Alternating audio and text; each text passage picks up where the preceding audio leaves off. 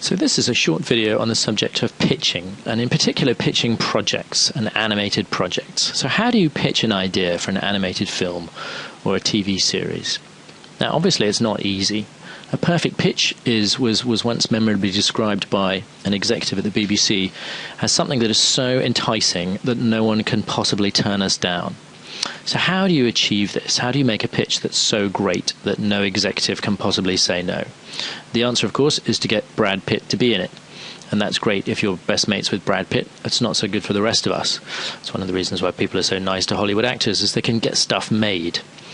In the real world, we're not going to have Brad Pitt in our project, so the chances are we're going to have to find something else. We're going to have to rely on great ideas, which are very, very well executed. And remember, it's not enough just to have a great idea. It has to be really well executed, and it has to be really well prepared. Pitching is essentially throwing out a hook. You're trying to develop a concept which is so exciting and so interesting that it fires the imagination of the people who hear it. You're throwing out a hook. You're trying to get them interested in your presentation. So how do you know if your idea is any good? And the answer to that is you have to test it, and you have to test it a lot. So you spitball ideas. There's a phrase from Hollywood. You test it out. You try it out on your friends. You say, what about this? And they will either react to it well or not so well, but you'll get feedback, and you'll find out if the idea is actually working. Now, a question people often ask about this point is, should I worry about copyright? After all, if I tell my friends, aren't they going to own my brilliant idea? And of course, at this point, there is a risk. Well, there's one risk, which is that you pitch your idea to someone and then they steal it. And that does happen, but that unfortunately is a risk you're going to have to take. It's inherent in pitching that you are going to tell people about your ideas. As far as copyright is concerned, you don't really have to worry too much. As long as you've written down an idea, it is yours automatically. An idea cannot be copyrighted, but the expression of an idea, that is to say, a drawing of it, or a script of it, or even just a scribble on a napkin, automatically acquires copyright as soon as you write it down. So what if somebody steals your idea? Well, that's a risk you're just going to have to take. And the best way for your ideas to fail is never to tell anyone. And really, this is much more common than you might think. Having the idea is just the beginning of a very long journey, and you're going to have to take some risks. So let's say you haven't got any development money. Well, join the club. This means you now are going to have to use elbow grease. You're going to have to get your friends involved. You're going to have to get people to help you out. You're going to have to do an awful lot of it yourself. So who do you pitch your ideas to? And this is a good question. You can't just, you and I don't get access to top Hollywood executives without having worked in the industry for a long time. So you've got to find your way in. You've got to find your way to the people who take the creative decisions. At first, you want to pitch to anyone who's going to listen. Test your ideas out, polish it, make sure that you keep working on it and keep making it better. Your goal, ultimately, is to pitch it to studio executives. This is Michael Eisner, who ran Disney for very many years. Studio executives get paid to say no. Right? They hear dozens of pitches every week. And as Michael Eisner wrote in one of his books about the Disney Corporation, he said it's a business based on 10 to 12 decisions a year. In other words, what they do is say no to almost everyone who comes in their door, except to that one pitch which they think is going to make them money, that pitch which is going to be great. And that is your goal, to try and get that pitch. Now, there are a number of ways into the industry. One thing you should watch out for is Cartoon Movie. It has an equivalent called Cartoon Forum. Cartoon Movie is an annual event that takes place in France every year. It moves around, and there is a participation fee, but it's a way of getting into the industry, and you can pitch your idea before hundreds of sales agents and producers and co-producers and broadcasters and all the people who you will need to bring a project to either the big or small screen. The big screen in case of Cartoon Movie, or the small screen in case of Cartoon Forum. It's exactly the same thing. Apologies, these slides are out of date, but it hasn't changed. Cartoon Forum takes place once a year, and it's about pitching animated TV series. Now, never forget independent filmmaking, or never confuse independent filmmaking with Hollywood filmmaking. Generally speaking, when you're pitching commercial projects, it's a commercial project. It's going to have certain classic ingredients, which include things like a happy ending. sad endings, difficult films, dark films. These tend to be solo projects. There's nothing wrong with them, but you're unlikely to get finance for this kind of thing.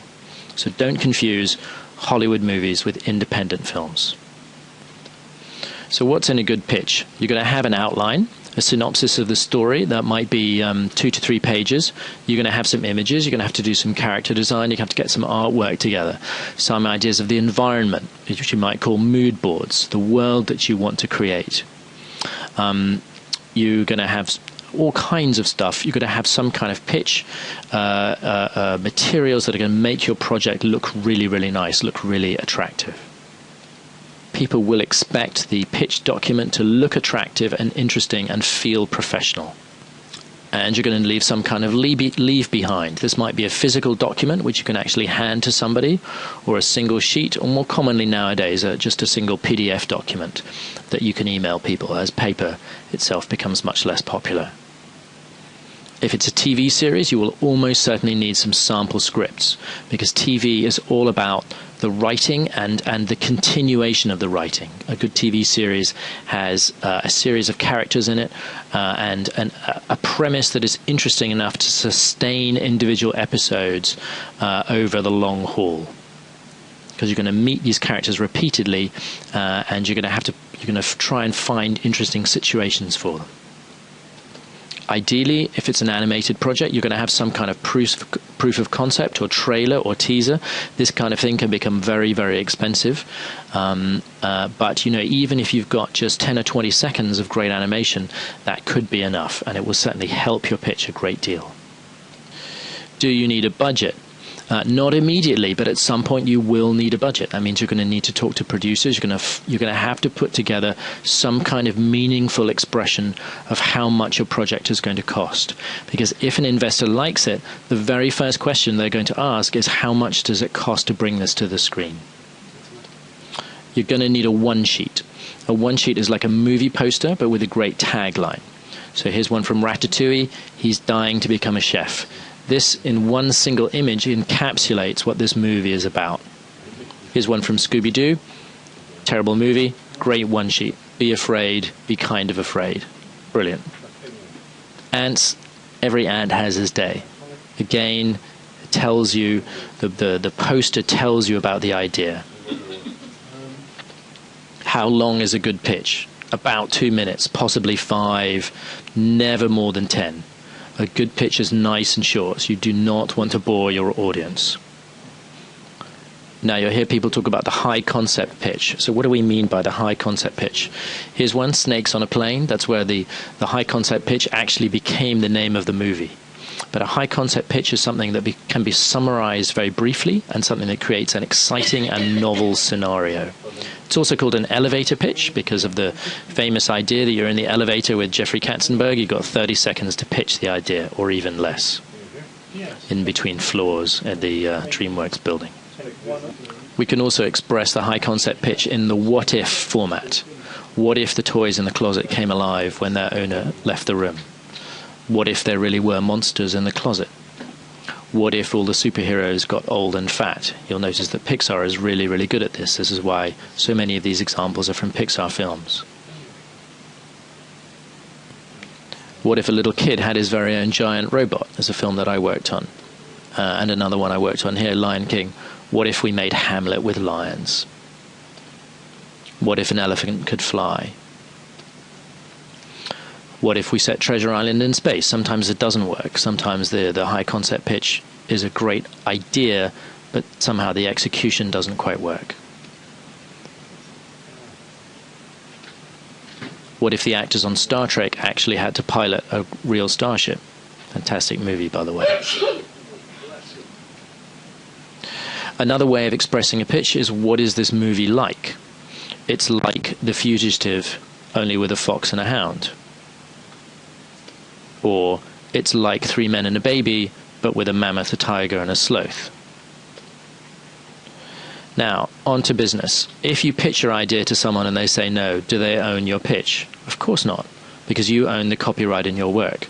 But watch out if it's your employer, because then they might say that they do. So you always want to be a little bit careful when you pitch to your employer, because they may well say that under the terms of your employment contract that they already own it. So back to the difference between Hollywood films and independent films. We're getting a little abstract here, but basically don't confuse the two. Hollywood films Hollywood films are about entertainment.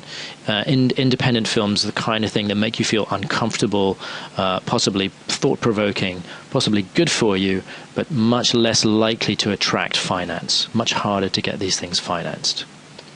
Some common mistakes. One common thing, this is from a cartoon strip I was working on a couple of years ago, too many characters. Ideally about 5, maximum 6, but do not populate your film with endless characters. You can do that if you're writing a novel, but films have few characters. You don't have the screen time to invest in tons of different characters. You also need to know your genre. There are many, many, many genres: romantic comedy, high adventure, family drama, action, special effects, thriller, horror, farce. These are just some of the many genres. Animation, by the way, is not a genre. Animation is a medium. You can fit any one of these genres into the animation format. But you want to know what your genre is and stick to it. There's no such thing as a horror film for kids. Well, I suppose there could be, but it would have to be comedy horror. So you've got to explain what it is and make sure that you know your genre. And know who your audience is. I mean, who's going to go and see this movie? The kind of film that your mum goes to see is not the kind of film that 14-year-old boys are going to want to see. It's a different market. So know your market. So, in conclusion, let's recap some of the important points. First of all, pitching is about throwing out a hook. It's getting people excited. You don't need to tell them everything, just tell them enough to get them interested. Don't worry too much in the beginning about copyright or protecting your ideas. The important thing is to get your stuff out there. Do write an outline. You must have an outline of your idea, and you must have some artwork, and you must also keep your pitch short. Consider having 5 main characters and no more. Make sure you know your genre and identify your audience. And the rest is up to you. So good luck and Godspeed.